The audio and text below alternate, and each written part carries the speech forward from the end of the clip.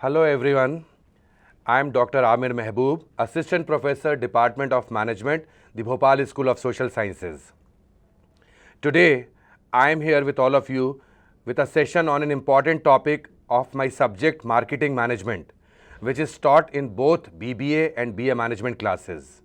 Friends, in my previous lecture, if you remember, I discussed with you all about the important aspects of marketing, which included meaning, definition, characteristics, and of course it also included about the marketing environment and the concepts of marketing. Yes, marketing plays a very important role in the success and the development of the nation. So friends, in today's session I'll be talking to all of you on three important topics of marketing management. That is, first of all, I'll be talking to all of you about product and product life cycle. Then we'll move to marketing mix, and finally I'll be discussing about consumer behavior. All these three things, that is product, marketing mix and consumer, are the main components of marketing. When we talk about product, the entire marketing areas revolve around product. The success or the failure of any marketing department to a great extent depends on the levels and the qualities of product, how product is identified, how product is developed, and how product is launched, introduced, and of course maintained in the market. Because the entire level of consumer satisfaction depends on the success of product. So what is product life cycle? As we all know that every human being has a life cycle. We have a life cycle. We take birth in this world and then we grow, we get matured, we get saturated, and of course then our decline stage starts. Similarly, product life cycle is also like human life cycle. A product life cycle is the amount of time a product goes from being introduced into the market until it is taken off the shelves. Mind you, my dear friends, here we need to take note of two words, that is introduced and taken off. Every product is introduced in the market. Every now and then you come across so many commercials, so many advertisements on print media, electronic media, social media. A product is introduced in the market, we come to know about the product. Yes, that is the first stage of the product life cycle. A product is launched, a product is introduced, and a product has taken birth. And then the various stages which come in the life of product life cycle include, first of all, it is the development stage. The product is developed. The person, the manufacturer or the producer or the owner who generates an idea, they conduct a research in the market, and after conducting thorough and rigorous marketing research, studying consumer behavior, they come to know about the requirement, about the need, about the necessity of a product in the market. And my dear students, my dear listeners, keeping those requirements and needs of the consumers in mind, a product is developed. A product is introduced. After the development of the product, once the product is ready, once the product is developed, then comes the introduction stage. Product is introduced. Yes, it comes to the market and people, the consumers, are made aware about the product. Knowledge about the product is shared with them, so that of course they come to know and then they start purchasing. Then of course the main stage, that is the growth. A product grows. There are so many products. In the later part of my session, I'll give you some examples of some products, how they were introduced, and when they were they got introduced, and they grew. Now, so many products, you can take any brand, you can take the brand of iPhones, Apple, you can take Nokia example, the product was developed and then introduced and grows, that is the peak point of the product. And then the maturity stage, saturation point, the maturity, the product matures and grows and gets into the full-fledged shape. It captures the maximum market share in the market, and it has an edge over its competitive products, and it's got its own brand value and brand maturity.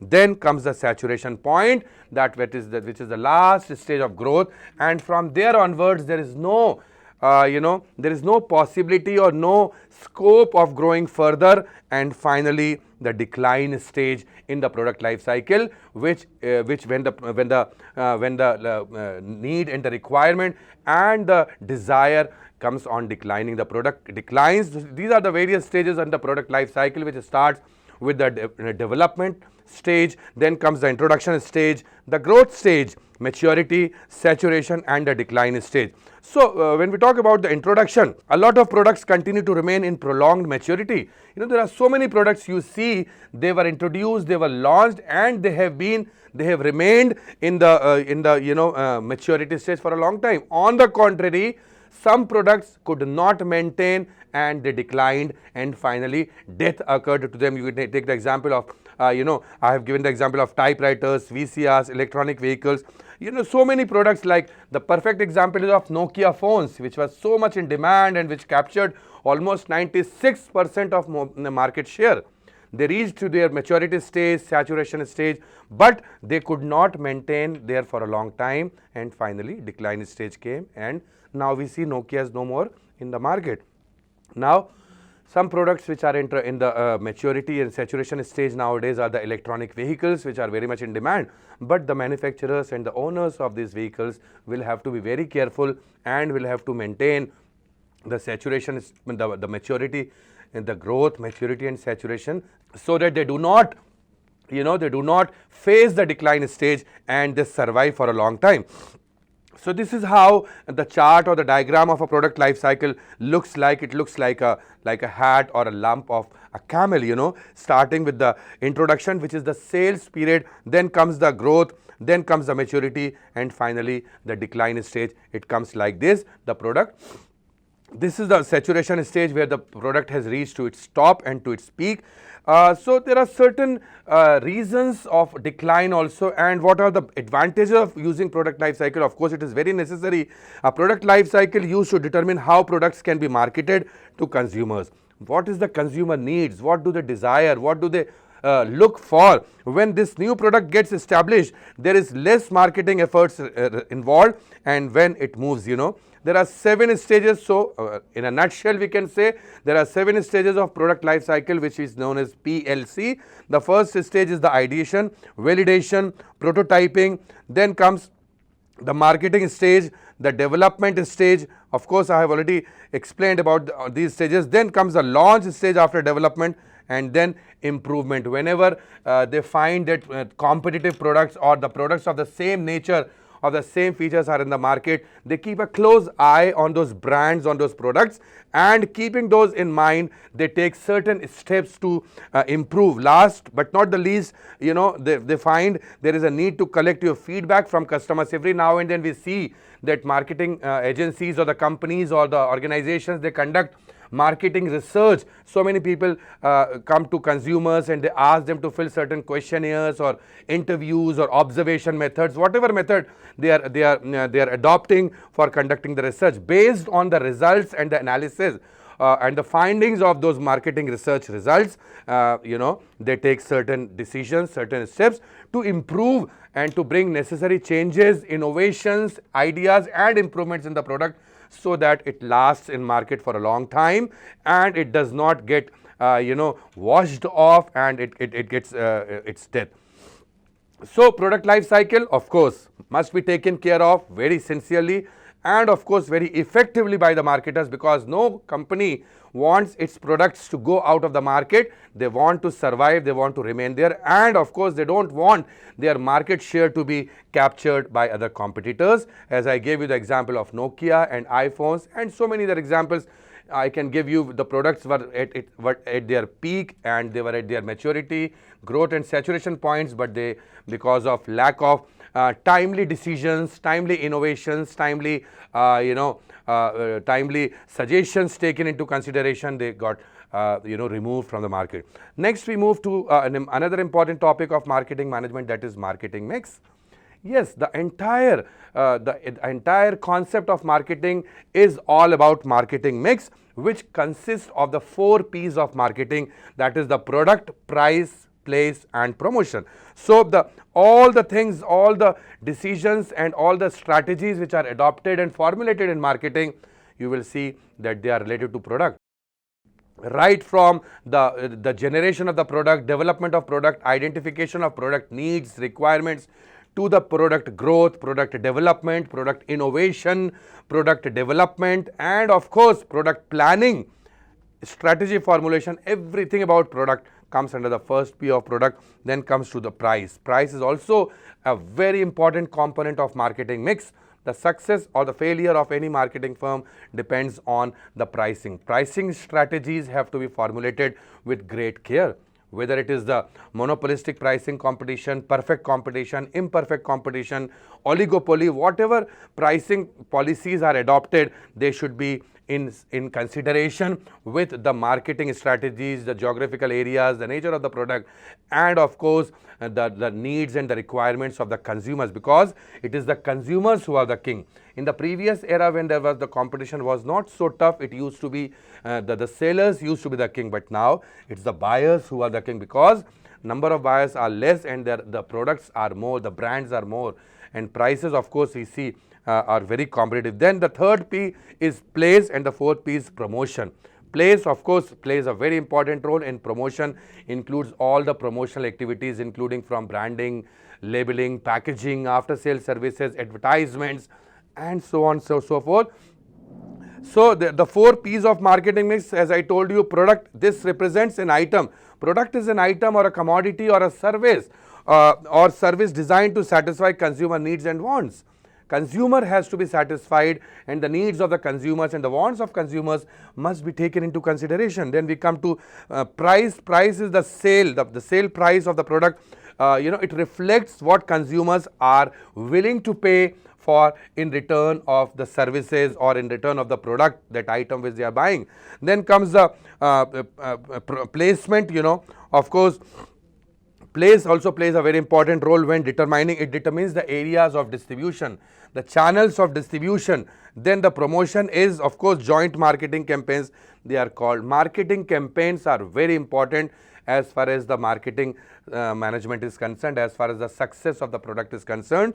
Promotion has to be effective and it should be timely. Okay. Marketing mix also nowadays, nowadays, in addition to these four P's, there are some new P's which have emerged, because with the entry of multinational companies, blue chip companies, and of course globalization, liberalization, and open business policies, the scope of marketing mix cannot be limited or restricted to only those four P's. So it has given birth to some new P's which are necessarily to be taken into consideration. So my dear friends, in a nutshell, we can say a marketing mix includes multiple areas. We can say a marketing mix includes multiple areas of focus as a part of focus or as a part of comprehensive marketing plan. So the P's, according to some authors, a common classification that began as the four P's, that is product, price, place, and promotion. There are some new P's also which are introduced, which I will be telling you now. So the purpose of marketing mix is focused basically on promoting a product or services to generate revenue for a company.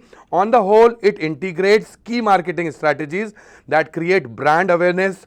Of course, mind my words, that creates brand awareness, that builds customer loyalty, and of course, it drives product.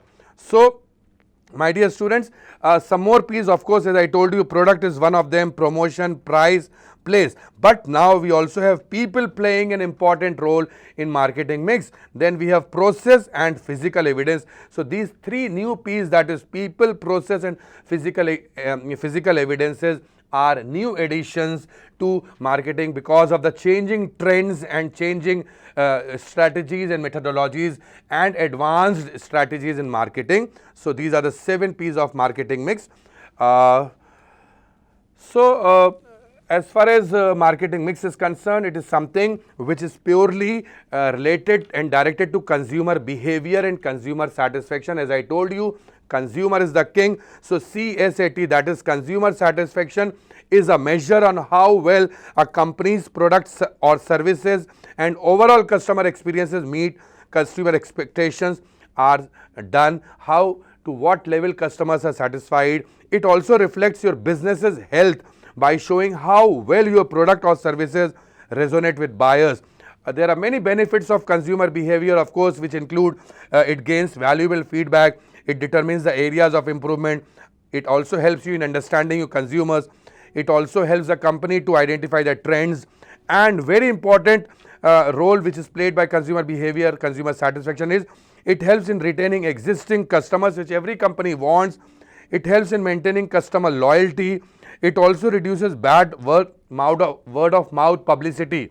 Of course, if the consumers are satisfied, they will not do negative mouth publicity, and it helps in delivering the best to consumers, and of course, the experience with the consumers get is the best. Product's quality is very important factor in consumer satisfaction. The quality of the product is the most important factor which plays an important role in consumer satisfaction.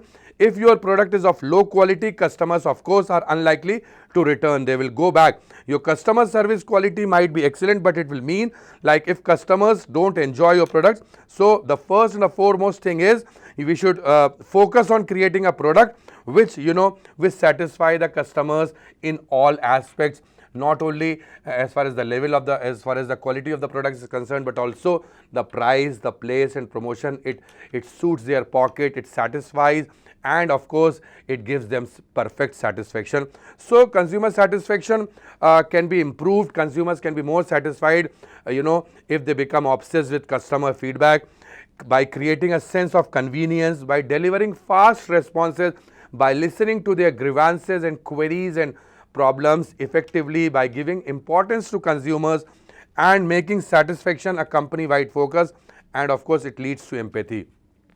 So my dear listeners, this is something about product life cycle, marketing mix and consumer behavior.